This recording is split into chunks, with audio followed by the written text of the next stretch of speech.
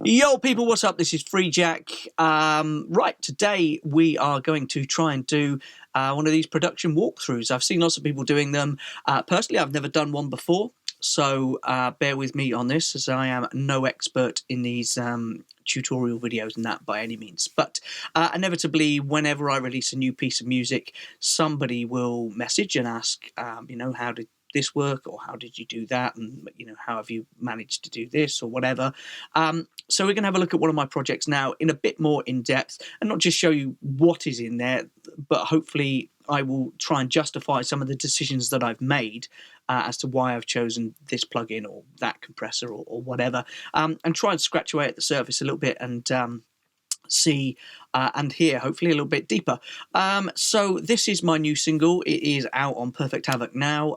It's called Lullaby, and it features the vocals of the amazing Finchy, and it's co-written by the Melody Men and myself. So let's have a dive in, and then please, I hope that it's not in. I haven't looked at this project for maybe 9 months or something, so I'm hoping that it's not in a hideous state of production, as records quite often can end up.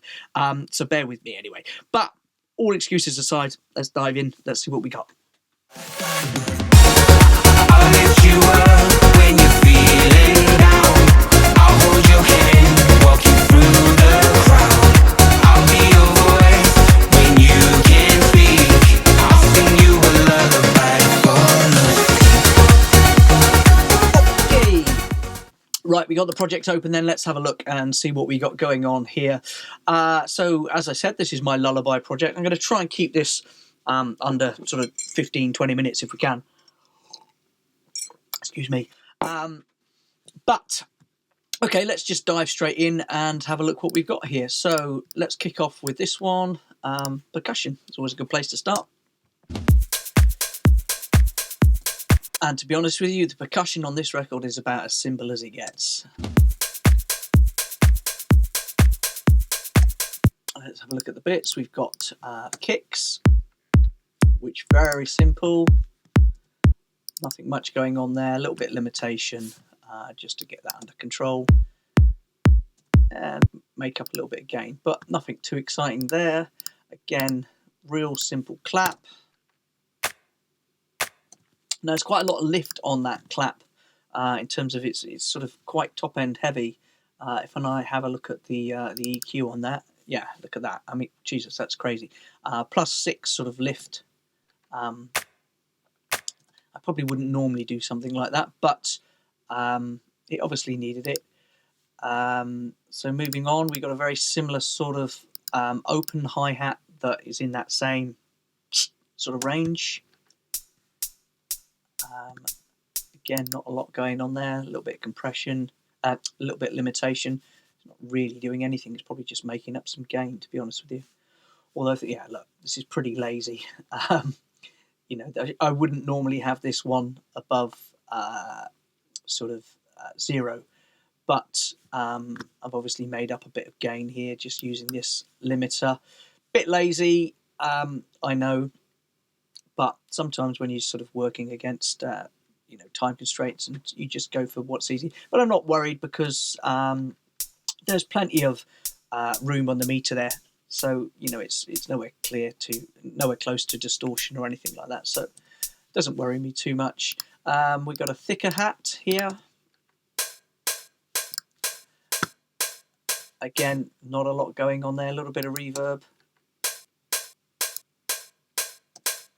Again, quite a sort of a dull sounding reverb. It gives that hi-hat a bit of body, and those two work together, obviously, those two off hi-hats. And I like to use sort of a formatting principle to when I'm trying to team up sounds. And although every tone has potentially thousands of formants, the primary formants that sort of always stick out are the vowel sounds, A, E, I, O, U, and you can change the formants of any sort of tone, and the predominant ones always sort of seem to make it sort of fall into these vowel shapes, and so I quite often apply that to what I'm doing. So this open hi-hat, this one, is very much the sort of E. It's bright, whereas this one is far more of an O.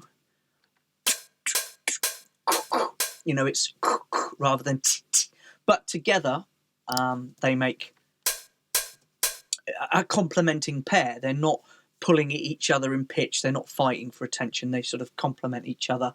What else have we got here? Shaker. Not much to say about that. There's a few things on there. Got this SPL plugin, which is one of my favourites actually. It's Deverb. And if I turn it up, it actually takes reverb out of things, which you probably didn't think was possible, because I certainly didn't. But that's exactly what it does. So if we sort of, if I turn it off, you have a sort of, you know, in this instance, it's not necessarily taking away reverb from that loop, because there's no real sort of reverb on it, but it's tightening up the sort of bagginess of those shakers. You listen. On. It just gives them a little tidy up. So I use this plugin on sort of live drum loops and things all the time. It gives it a lovely, it's almost like a sort of auto gate. I'm trying to drink my tea before it goes cold. So let's keep moving then. So that's sort of the drums. It's got a few other things in there, some rolls and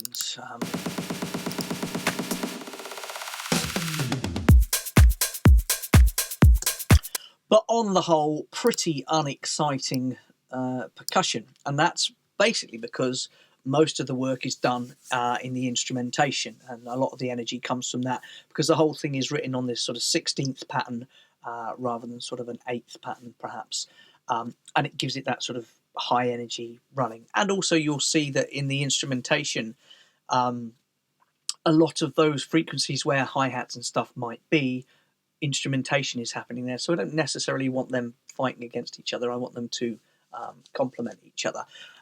So anyway, let's have a look at the bass, because the bass is quite interesting.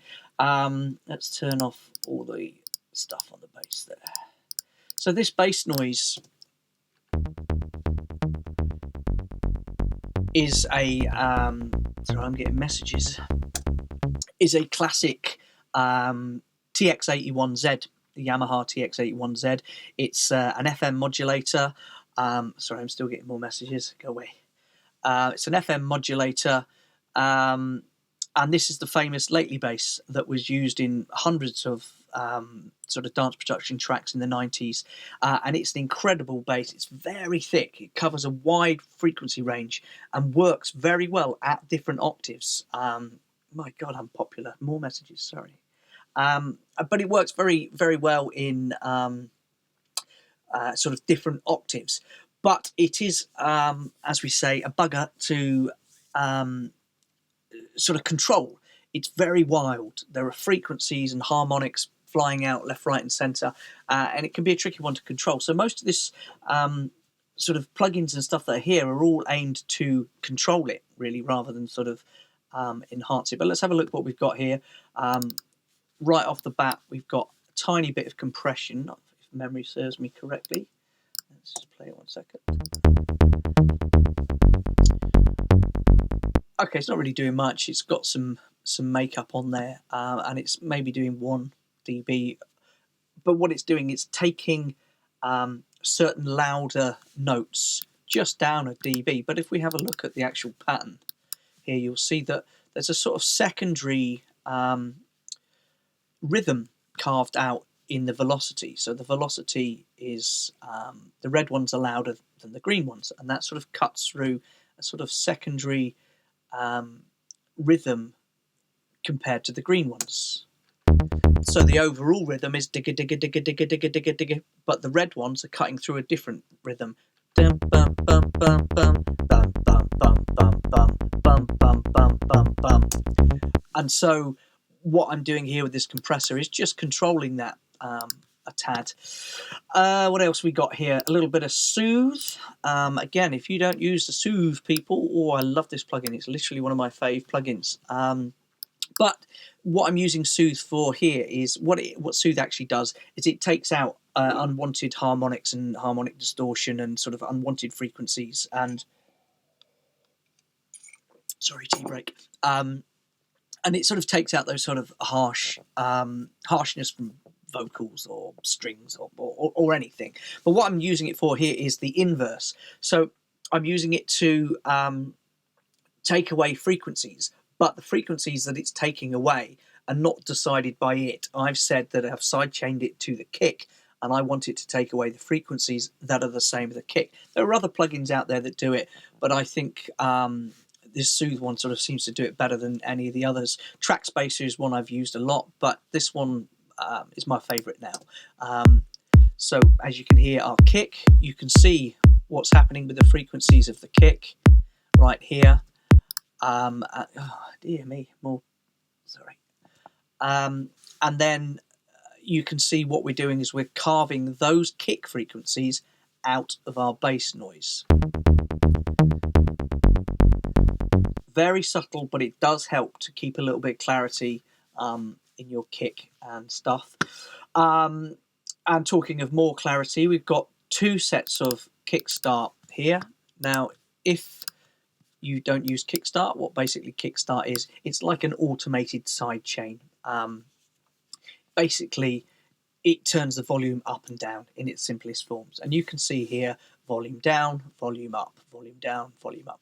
And that works sort of on the beat. So kickstart 1 here is opening up the 3rd and 4th beats of the bar. So go to bat, bat, bat, bat. And number 2 here is doing a different thing. It's just taking the first one out. So you go to bat, bat, bat, bat, bat, bat. So it gives you 3 stages of volume attenuation.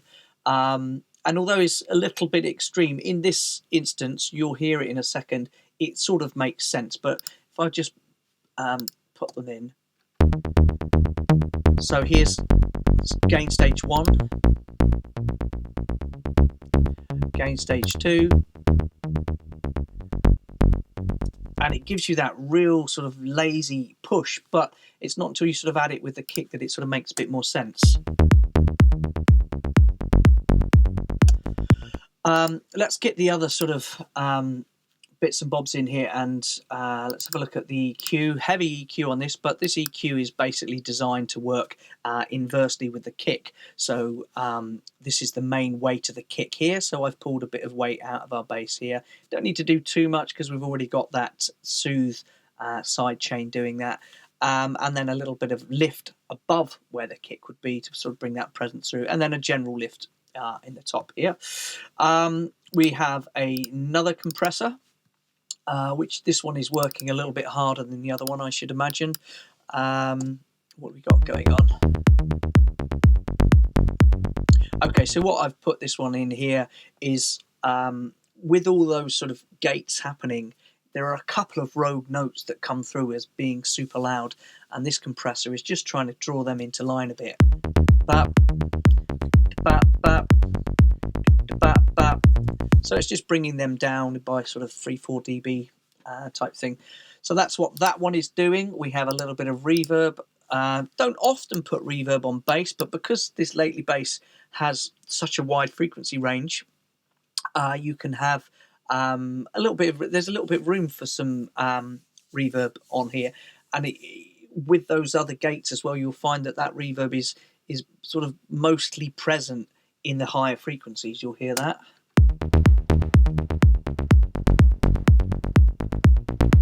Very springy sounding.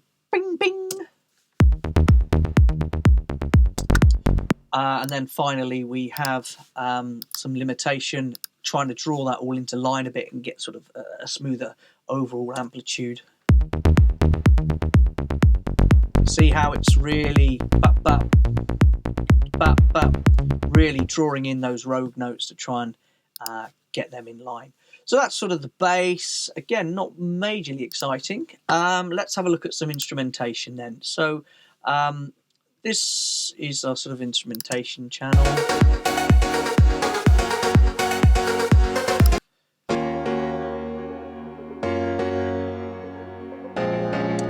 Some very standard sort of sounds, but let's have a look at the lead. So first of all, we have this sort of plucky lead.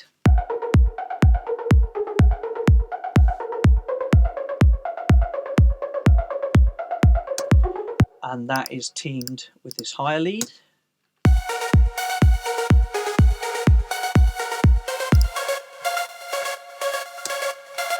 So again, talking about those sort of vowel sounds, this one is a very E, it's very bright and sheeny, and I talked about that sort of sheen and the lack of needing all the hi-hats and stuff to create that sheen, because that's where the sheen is coming from these synths. And this one again has that sort of O, sort of ooh vowel sort of sound.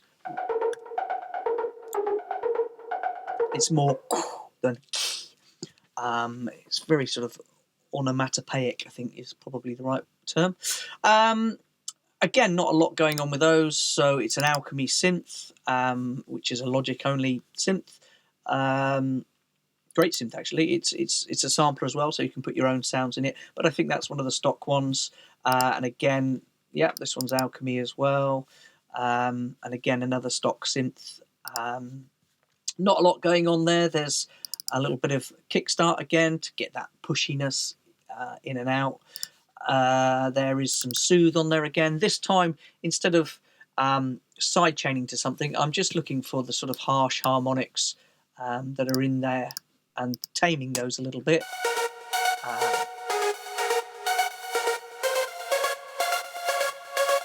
So soothe is looking for those sort of harmonics that are a bit harsher, and it's automatically sort of ducking them out. That does seem quite a lot on there, but I obviously did it for a reason at the time. What else have we got? We've got the sort of duck noise that adds into this noise as well. Which is a sample that I took, I don't know, way back in the early 90s. It's probably sort of from the original Space and Time CD series. You will have heard that in a lot of 80s sort of noises or whatever. Again, not a lot going on there. There's a little short delay and again a reverb just to give that some sparkle. So normally most things, actually, talking about reverb, I would peel off the reverb to a bus. Now, I'm not quite sure why I've not done it in those instances. The main reason I probably wouldn't have done it in those instances is because I'm looking for many different types of reverbs. I'm using the reverb not just to create some ambience. I might be using the reverb as well in terms of creating a certain amount of EQ. So in this one, perhaps, with it dry, once I add the reverb on, it seems brighter, and it's the reverb, not an EQ. So I'm not EQing that brightness. That brightness comes from the EQ, from the reverb, sorry. If you listen. And it just gives it that lift, and instead of EQing that to sit with the other sounds, I use the reverb on there to sort of generate that sort of lift. And what I'm using this sound for is the sharp attackiness of it to try and complement these other two sounds.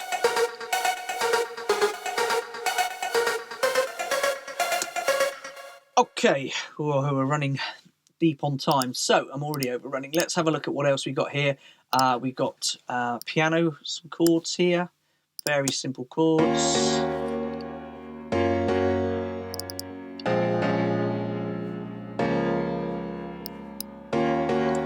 That's actually just the standard sampler piano that's in Logic. One of my faves. Nothing fancy about it, but it has got a lovely tone. This one here, our next piano, is again, it's another sample. This is an SY99 piano. Again, it's a very old synth that I used to have before I sold all my sort of synths, sort of back in the 90s. I did take samples of all my favourite sounds, and I still use them now. And so this piano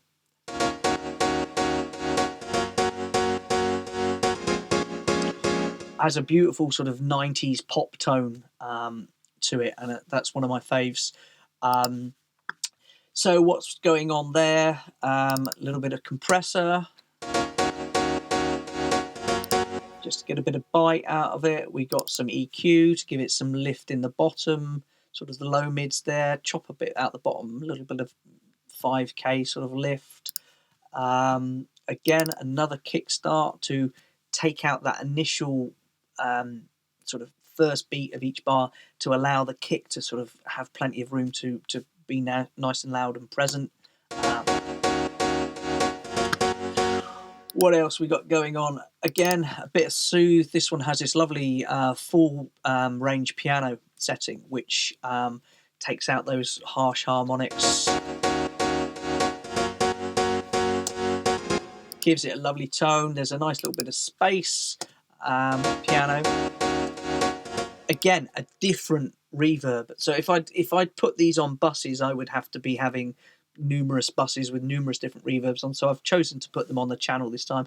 Yeah, it's not ideal because if you're bouncing out stems, you know, and you want a dry version of them, you sort of got to bounce it out. You can't sort of do a group bounce out with all your reverbs sort of grouped together on a bus. Again, probably a bit lazy, but you know, in this industry, it's whatever works, you know, and time constraints sometimes, you know, you have to take shortcuts sometimes. So what else we got? We got a direction mixer on there. So the low parts of this piano, everything under 200 hertz sort of comes into sort of more into the mono territory, and everything above is brighter. So, you know, and you'll also see with my kick and my bass, I'll show you in a minute, I have that to a sub channel, and they are glued together with some compression and then kind of cut into mono afterwards. If anybody was looking at my bass going, blimey, that's, you know, all in stereo. Yes, it is, but only over a certain frequency. So yeah, let's have a look at this. So we've got this bus 5, which is my rear bus. Actually, no, we'll talk about rear busing in a second when we have a look at mixing. But this, you might have noticed there will be several things here that are sort of going off to this bus 5, which is my rear panel mix, but I'll show you that in a minute. And the only other thing we've got here is the sort of lead line,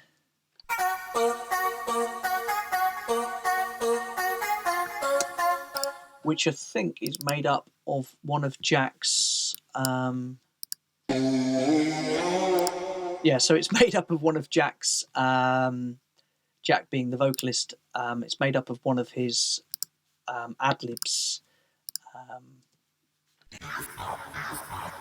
Oops. So it's actually sort of made up of one of his ad-libs,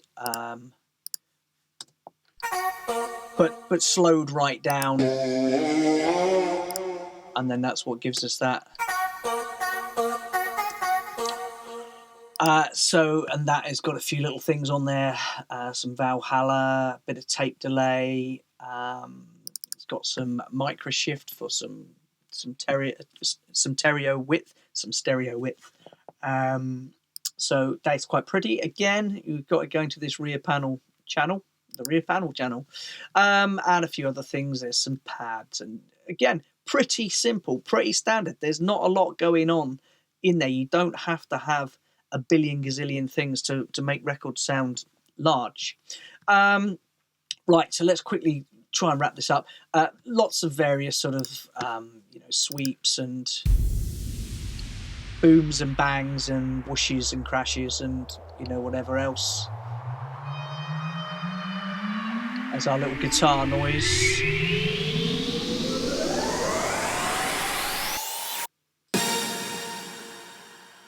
So various bits going on there. None of them really doing anything particularly exciting. They're all just whooshes and bangs and the sprinkles on the top. But let's have a quick look at the vocals then. So we've got Jack's vocals here, Finchy. Go and check Finchy out. He's new to the scene, but he's doing some great stuff, writing some great songs, got a really distinctive voice. Let's have a look at his lead vocal. We did have a few problems with Finchy's vocal because we had to record it during lockdown. And there were a few issues with... he wasn't very well on the day, so he's sort of very chesty. And there's, because of the nature of the lyrics, there are lots of sibilants in there.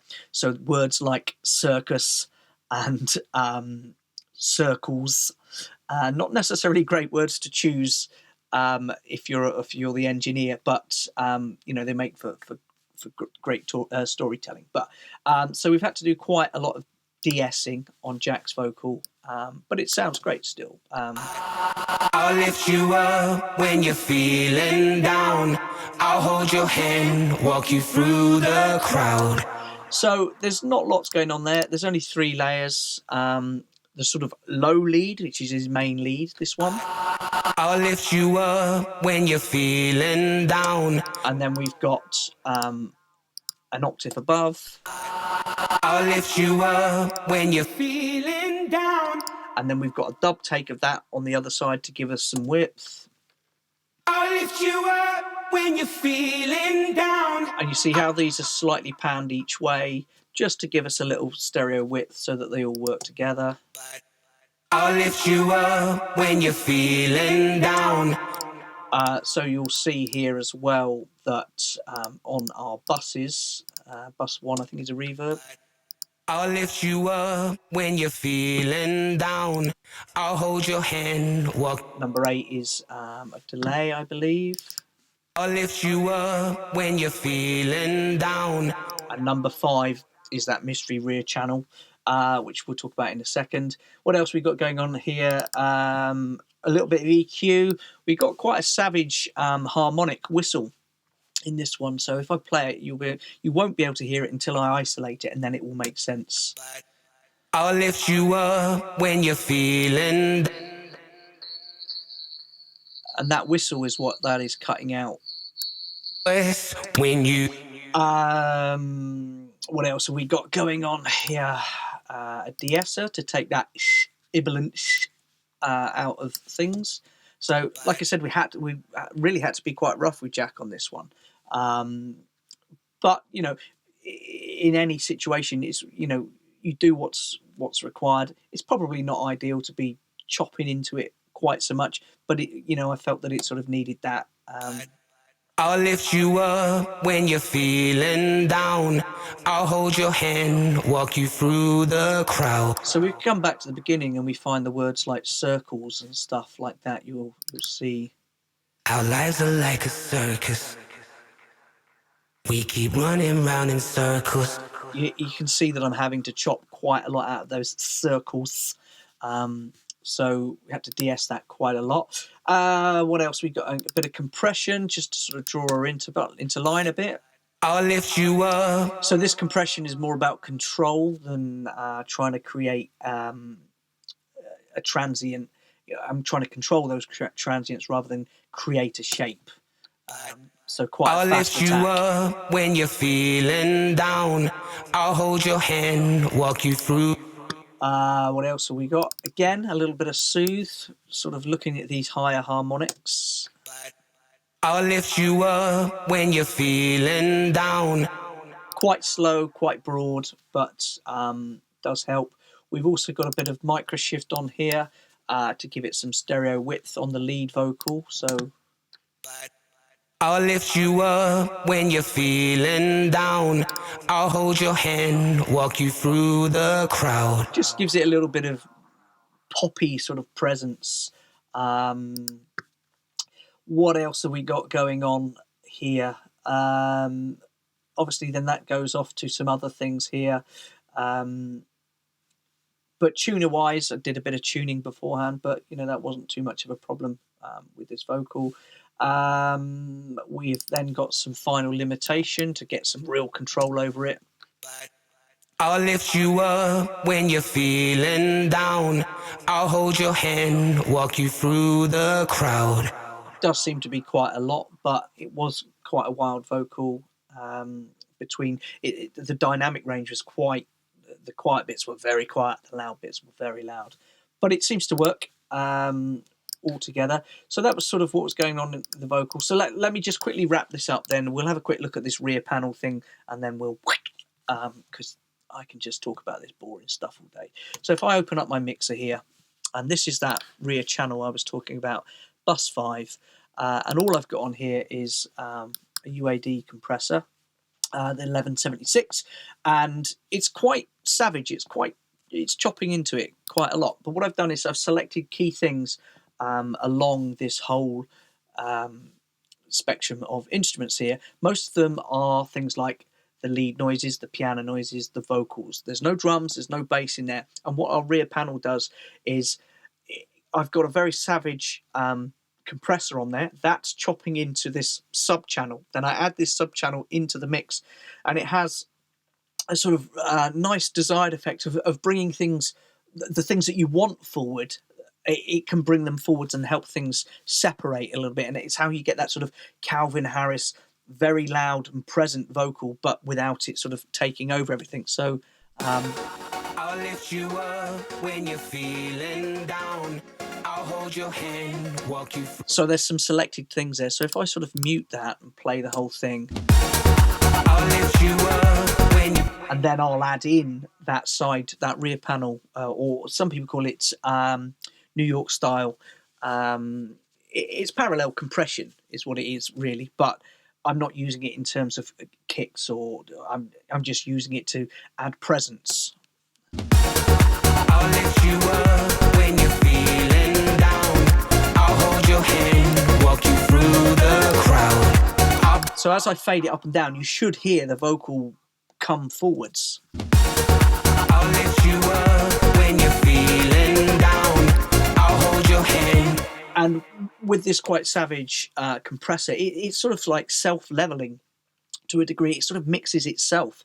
But what it does is it helps bring certain frequencies to the front, and if they're too loud, they're automatically brought back, and then the quiet bits are automatically brought forward, and it just has this sort of, gives it this mid punch. That's what I use it for. And I normally would go for the SSL bus compressor for that. I don't know why I went with the 1176, but it's still an incredibly good mixer. So that's sort of that really. Hit me up if anybody has some questions, or some sort of questions why I've done that. I'll try and answer them for you. It's one of those situations where you'll sort of get lost in the moment and you do what seems to be right at the time. And there are no real right and wrong ways to do this. There are people out there who might tell you there are, but they're not. It's whatever works. There's no hard and fast rules. And I'm sure there'll be people out there now tutting, going, really, Rob? Really? But yeah, it's whatever works. So yeah, hit me up. Don't forget to like and subscribe and follow and all of that stuff. And comment down below if you want to me to do any more of these, or if there was anything that you learned, or if you enjoyed it. Anyway, I've taken up enough time. That's 30 minutes now. Take it easy. Have a lovely week. Love you, lovely, love you.